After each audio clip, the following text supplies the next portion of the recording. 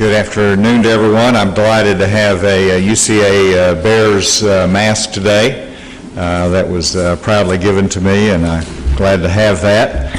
I also want to recognize today as National Nurses Day, and of course this is significant that we're in the middle of this crisis, that we're so heavily dependent upon our nurses that are doing such an incredible job for us. We wanted to recognize them today and what they do for us. I'm pleased to be joined in this daily COVID-19 update by Dr. Nate Smith, our Secretary of Health. We also have Stuart Walton, the chairman of our Economic Recovery Task Force. Of course, Director A.J. Geary is here as well. In terms of the case update, yesterday we had 3,496 cases. We had an additional 72 cases since yesterday, and we have for a total of 3,568 cases today. We had 20 of those cases that were in the Correctional Institute.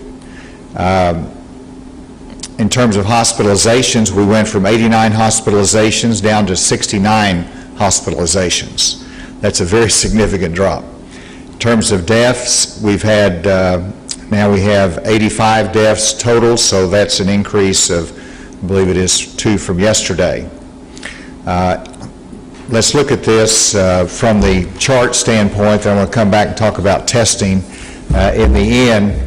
So here's the traditional chart, the number of new cases each day, beginning in March 11, all the way through. Downward trajectory, of course, we've had a little uptick today, but whenever you're looking at 70 new cases in the course of a day, that's still going the right direction. 7-day rolling average of cases, you can see the 7-day rolling average is still going in the right direction. That's the orange line. And then the next chart is the hospitalizations, and of course here again we saw the peak of hospitalizations at 110. And since then, we've, primarily been going in the right direction. There'll always be some up and down in those charts. This is let's slow down just a little bit here. Now we're going to the SEC, the comparison. And so just a couple of charts that we can talk about in terms of our fellow southern states, the SEC states. And these are hospitalizations per 100,000. So it's a per capita measurement. And as you can see, Arkansas is fourth from the last. Again, this is not sports, it's okay. And we, of course, Georgia, that's really had a hot spot there, Mississippi, Florida in terms of hospitalizations, Louisiana, Kentucky, on and on. So comparatively, we are really in good position, and Missouri is doing very well as well. And then the next slide, again, is the SEC states again. These are cases per 100,000, and here we are down with Oklahoma, which is not an SEC state, so I don't know why that's on there. But we have Louisiana again, top, Georgia, Mississippi, Tennessee, and on down. So Arkansas looks good there. Of course, everybody says, well, how are you doing on testing? And this will be the illustration of our test. And this is tests per 100,000, so it's per capita test. And of course, Louisiana is tested more. Why is Louisiana tested more? Obviously because they were a hot spot, had an incredible demand and a need for it. Tennessee has been somewhat of a hot spot. They've really pushed their testing as well. Mississippi, Florida, Alabama, Oklahoma, Georgia, Arkansas. And so Arkansas is not in the forefront of our testing. That's to be acknowledged, but we're still right in the middle rankings of the states in terms of our testing, and it's increasing in its capacity. And I think that's, let's see what the next slide is. And this is just, I'm going to come back to testing, but this slide I wanted to set the stage for Dr. Smith. This is the growth rate of new cases in Arkansas. And this is just a small sampling, May 5th through 6th, so it's just a couple of days sampling. But this is 2.5%, again, not huge percentage points of growth, but it's interesting that the two age groups that we had the highest growth rate during that time period was 18 through 24 and 65 plus. It's just a reminder that every age group can be impacted and can test positive for COVID-19. With that, I wanted to come back and talk about the testing more. We have continued to increase our capacity in testing. We set a goal of having a 2-day surge. We went really from about 1,000 testing up to 1,500, and we've stayed right at 1,500 or more tests every day since then. The last 24 hours, we've done 1,682 tests. One of the challenges in increasing testing is to have the kits, to have the swabs, to have the transported kits that we need for sending it to the lab. And this impacts our ability to increase testing in the commercial labs because it has to be sent to them and has to be collected, at different sites across Arkansas. And so we've received, and I'm pleased to say, we've received a commitment from the CDC, the federal government, to provide us 90,000 kits and swabs in the month of May. Now, this is, we're waiting for our first shipment this week.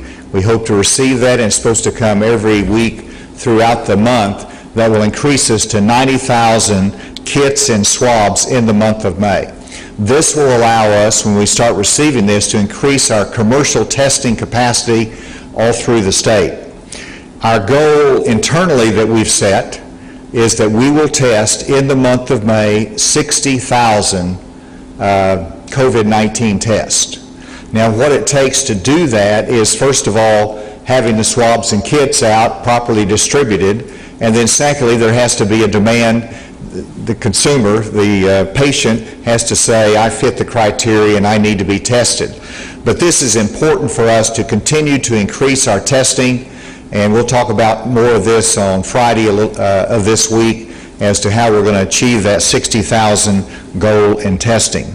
Finally, I wanted to mention that I did sign an executive order yesterday that hopefully will give some assistance to our oil and gas industry in South Arkansas. With the price of oil dropping dramatically, it's impacted our independent producers in South Arkansas, where it's not even cost effective for them to continue producing out of the wells with the price being so low. So we're taking some steps to address that. We are waiving the fee based upon my executive order for the annual well fee and the production assessment fees. This will help give some relief to our oil and gas industry in South Arkansas, and our Oil and Gas Commission will be looking at this further as any other areas of relief that we can provide with them. With that, I wanted to invite Dr. Smith to come and make his comments. Thank you, Governor. In terms of the numbers, giving a few more details, the Governor mentioned that we had 72 new cases since yesterday. Of those, 20 of them were from correctional facilities, primarily they were all from the Federal Correctional Institute in Forest City. So we had 52 community cases yesterday. Of our current 3,568 total cases, 1,374 are considered active cases. As the Governor mentioned, we have 69 currently hospitalized. That's a net drop of 20 from yesterday. We have 14 currently on a ventilator. That's a net drop of 2. We have a total of 82 deaths. That is an increase of 2 from yesterday. One of those was an inmate from the Cummins unit, so we're up to a total of 6 deaths from the Cummins unit, and one of those was a nursing home death, so that's a total of 33 nursing home deaths. We have 2,109 who have recovered, and that's an increase of 59 from yesterday.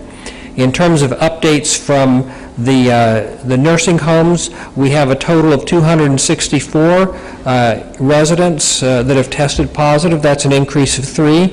149 staff members. That's an increase of 1 from yesterday. And we have from the Federal Correctional Institute in Forest City, we are now at 301 inmates who have tested positive. That's an increase of 37. Those 37 are not yet reflected in our numbers. Those tests are being done by the CDC, and some are done on site using an Abbott ID Now instrument that they have at the FCI. I'd like to give an update on our COVID-19 Dental Advisory Group. We met yesterday. It was a call, and it was open to the public.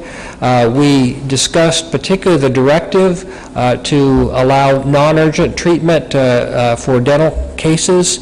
There were a number of issues that were raised based on the input that we had on the start date, when that directive would be effective.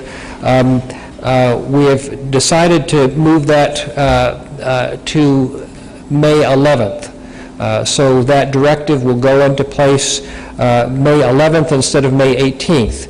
That was based on input from the Dental Association primarily, where they went through some of the steps that have been taken to prepare, and they felt that most of the dentists had adequate supplies of personal protective equipment, PPE, and had protocols in place that would help protect their patients and their staff.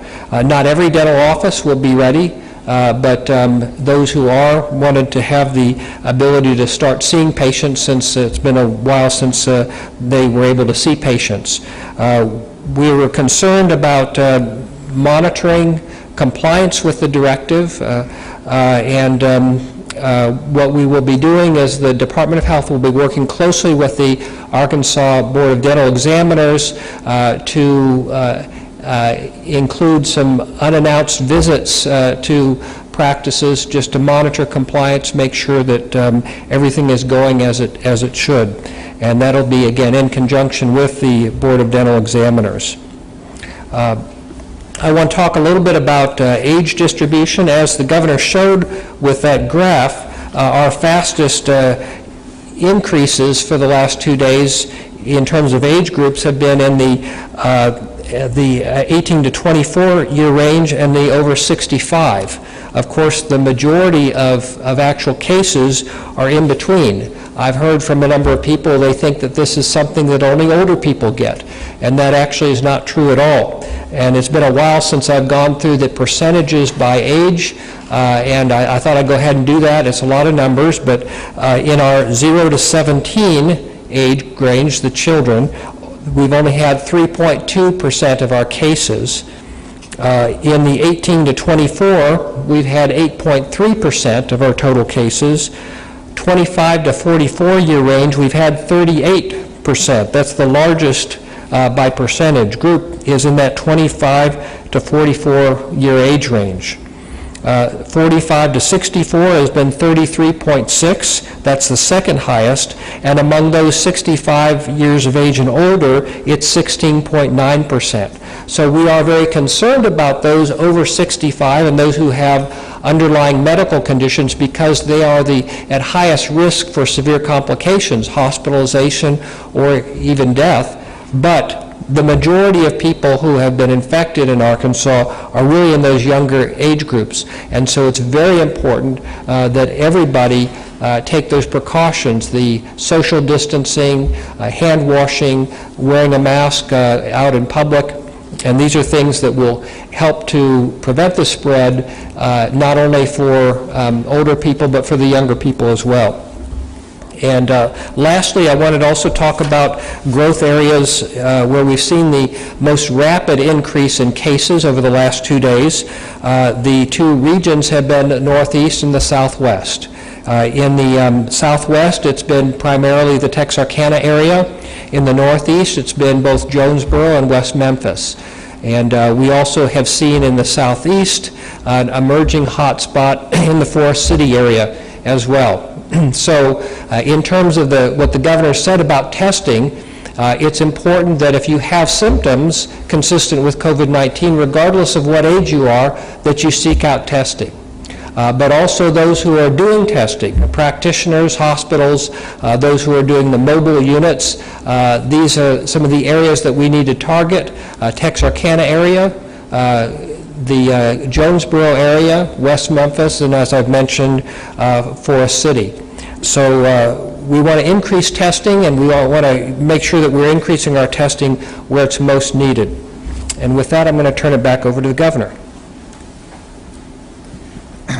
Thank you, Dr. Smith, and I'm delighted to have Stuart Walton with us today. They've been working very diligently on the Economic Recovery Task Force, and whenever you see the other states that are struggling and the fact that we've had such a hit to our economy, this task force is really doing incredible, important work for our state. So Stuart, if you could come give us a report on the task force and what's ahead.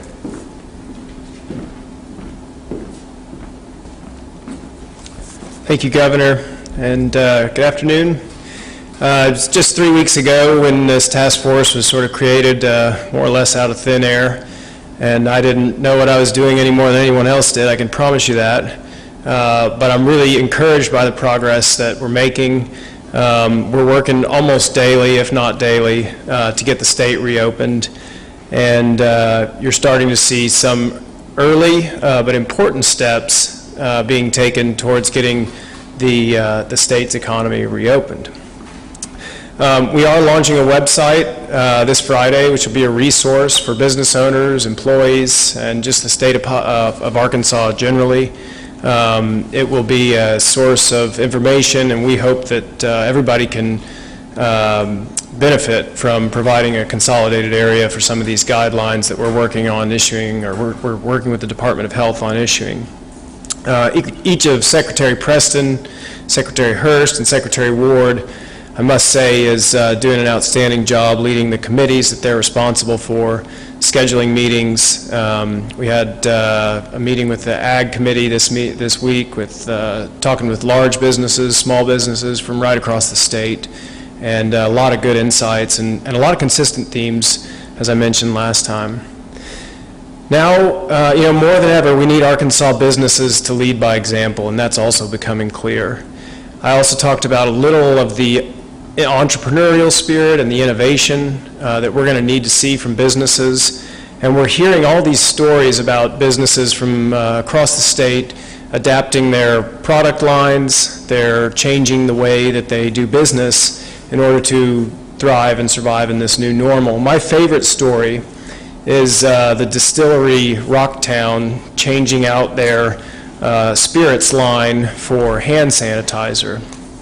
Clearly this is a disappointing development to some of their loyal customers, but I can also tell you that it's an encouraging sign of solidarity, of working together, and of actually looking at an opportunity and having an opportunity mindset when you're looking at your business. So we applaud their work, and I know the healthcare professionals do as well.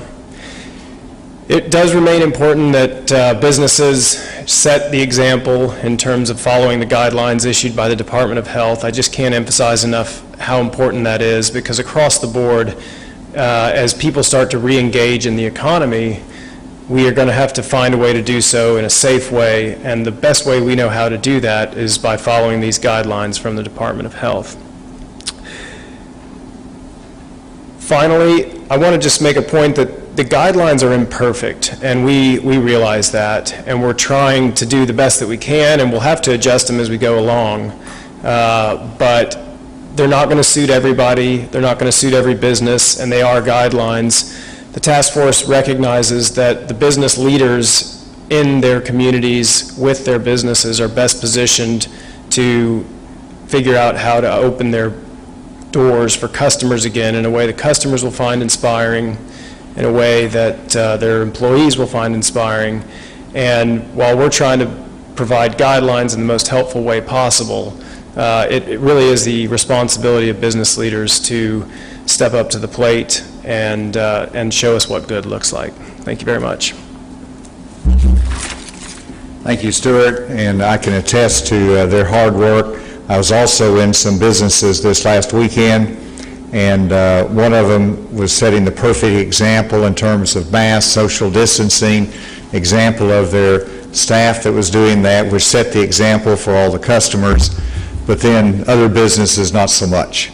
And we hope that every employer will really look at how they can set the right example and keep us moving down the right path of opening our economy and getting it stronger. With that, we'll turn it over for any questions. Tests from the kits from the CDC, the 60,000, those are going to be available to healthcare providers around the state, or? There'll be 90,000 swabs and kits that come in, which is our greatest need, and they will come to the Department of Health. And the Department of Health then will distribute them as needed to the different spots and healthcare providers and testing clinics around the state. Is there a particular reason his comment about most of the hot spots being around bordering communities? Do you have an explanation for that? People from other states affecting us? Two of the areas that have had growth are West Memphis and Texarkana, and those are with, those are on the border. We know that Memphis has had quite a few cases, and there's a expected spillover there, and then Texas overall has had not a particularly high case per population, but in their urban areas they've had quite a bit of growth. So yes, Arkansas, as the governor showed yesterday, has got one of the lower rates of cases per population and declining rate of growth in our region. So there is always the risk of cases being brought over across our state lines. That's just a part of the reality. Where are you in terms of, when have you done testing at Cummins, and what are the updated numbers? The question is, when will we be done testing at Cummins? Well, we'll be done testing in Cummins when we stop having people who are symptomatic or need to be tested. Even those who have tested negative previously, if they develop symptoms, we're going to go ahead and test them. So our plan is for these two barracks, and we hope to have those results in a day or two, but we will test wherever it's indicated. Can you clarify the number of deaths again? I believe you guys said two different numbers. I think you said 82, 85. Yes, it's 85.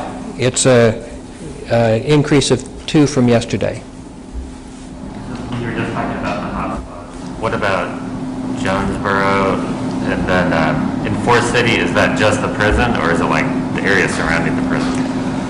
Well, Forest City, we don't have a large number of cases, but as particularly UAMS has done community testing there now, I think three times, and each time they've detected more cases. So we're concerned. We know that not only do you have a large number of inmates in the FCI, but also a large number of workers. The testing of those workers was beginning today, and we should, I believe yesterday and today, we should be getting results from those in the next few days. Obviously, the workers go back and forth between the Correctional Institute and the community, and so wherever we have a positive test in a worker, we'll have a contact tracing to do in the community as well. So we will be increasing the testing in that community. Again, that's not the largest hotspot by any means, but all of our urban areas are at risk. But in terms of the areas the last 2 days where we've seen the most rapid growth are in the northeast region and the southwest region. Within Northeast, it's really West Memphis and Jonesboro where we're seeing the most number of active cases right now. I don't have a particular reason why Jonesboro. I mean, it is an urban area, relatively urban area in that region, and The numbers, the absolute numbers are not huge there. Actually, Crittenden County has more than Craighead County by more than twofold, but in terms of the growth, increased numbers of cases. Alex? In order to reach the goal of testing 60,000 people this month, will you be loosening any of the eligibility requirements to get tested? The eligibility requirements are pretty loose right now. Anyone who has symptoms, anyone who has a history of exposure either through travel or through contact with a known or suspected case, but also testing those who are as part of contact tracing. And then, of course, we've had our hospitals and surgical centers doing testing before elective surgical cases. Are you guys doing any random, I guess, drop-ins with other, I guess, medical industries beyond dentists, also optometrists, PCPs also? No, we've not been doing that. Each of those has a licensing board.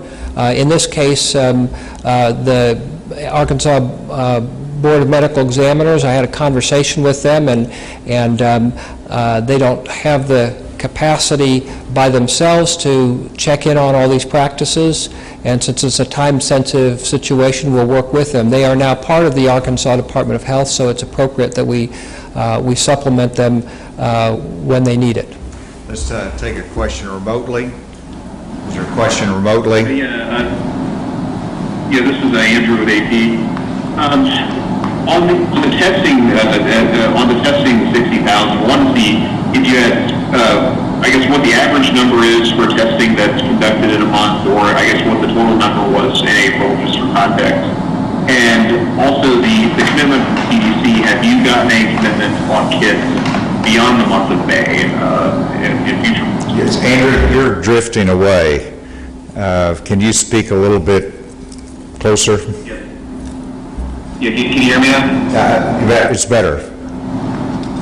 Sorry. Sorry about that. On the testing, wanted to see if you had numbers for what the average number of tests that you conduct in a month are, or what the number for April was, just for some context on that 60,000 number. And also want to see, has the CDC given any commitment on testing kits beyond the month of May? The answer to your last part of the question is that's an ongoing commitment that they will meet, and so it's 90,000 this month. Of course, we want to see the delivery of those, and if we don't receive the delivery, we're hampered in accomplishing our objective. But this is a great boost for us to have that commitment for that supply chain, not just this month, but next month and on.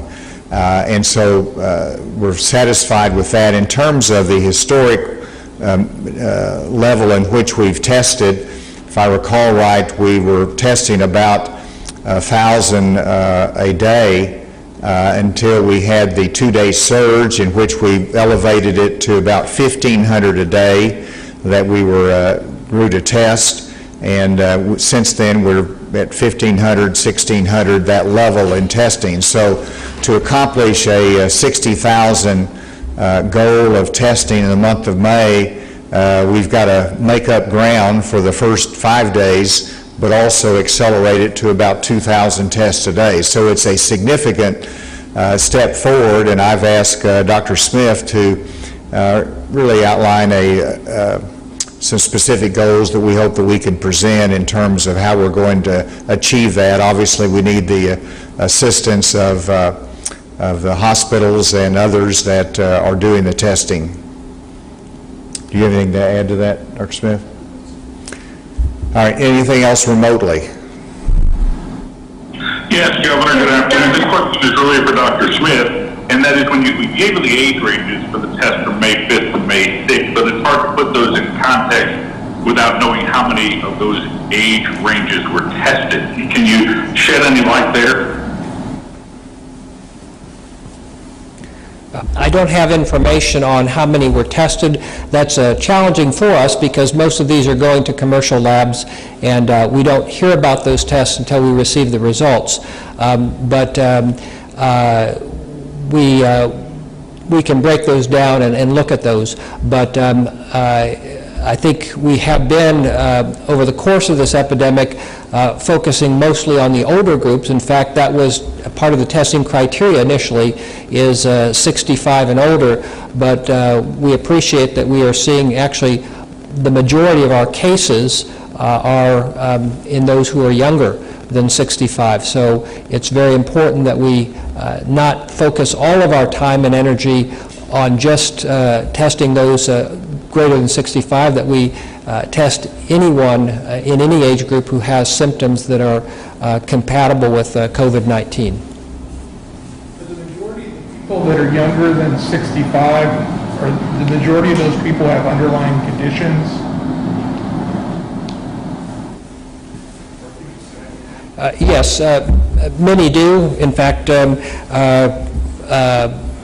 I can provide some information on that. I think we put that regularly on our website as well. Not everyone, though, has underlying conditions. The underlying conditions are not so much a risk factor for being infected, they're a risk factor for developing complications. So you could be perfectly healthy and you still have the same risk of becoming infected with COVID-19, although your risk of ending up hospitalized or dead is much lower. Does that make sense? Another question remotely. Yes, sir. This is Drew Smith from the Times-Picayune in Fort Smith. I'm wondering, with the increase of testing, have the results, the labs been able to keep up with it? Because there are some people who are waiting up to 4 or 5 days or even a week to get their results. Well, I know that was a challenge early on. I think it depends upon the lab that you're using. So some hospitals have commitments from the labs that they will get a return within 24 hours or 48 hours. And so it depends upon the lab that you're using and also how recent of information that is, because that sounds very a surprise to me. Most of the labs are getting the testing results in much quicker than that. Yes, ma'am. I know that some schools have tentatively set plans, set dates for graduation after July 1st. Do you plan on releasing guidelines for graduations? We would be able to do that as we get closer. I'd like to think that in July 1 we'll be in pretty good shape, but that depends upon everybody's behavior.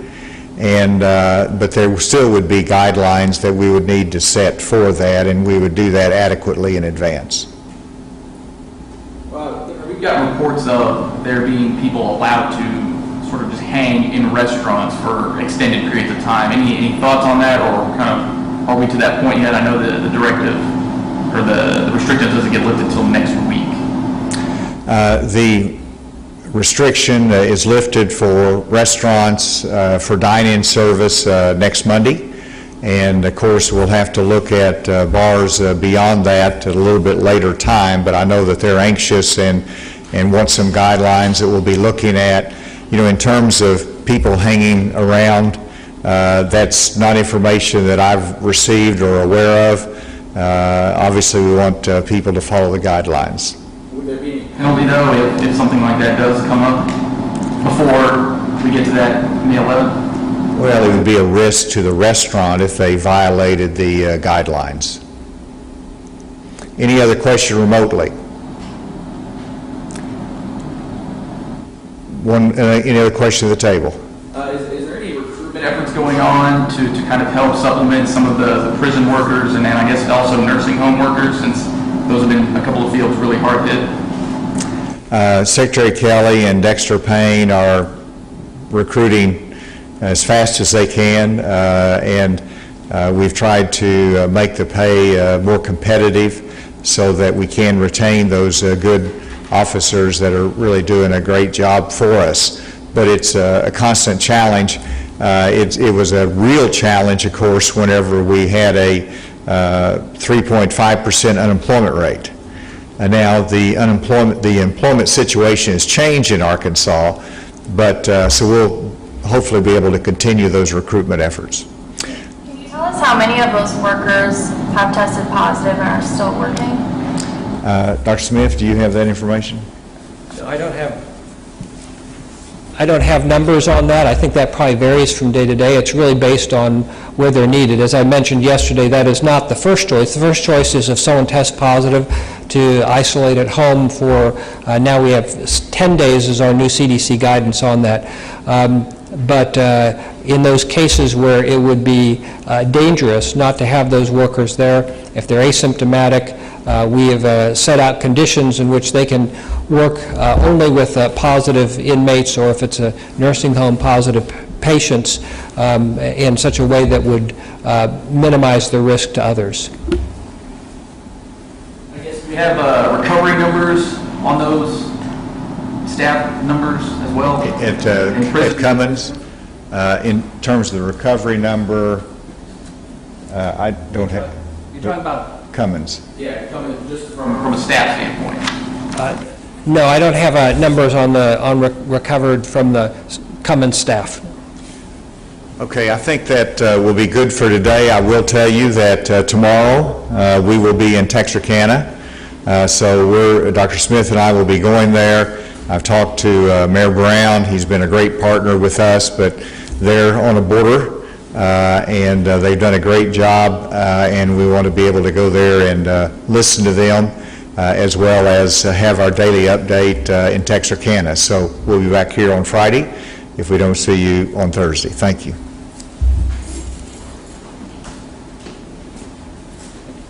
It will be...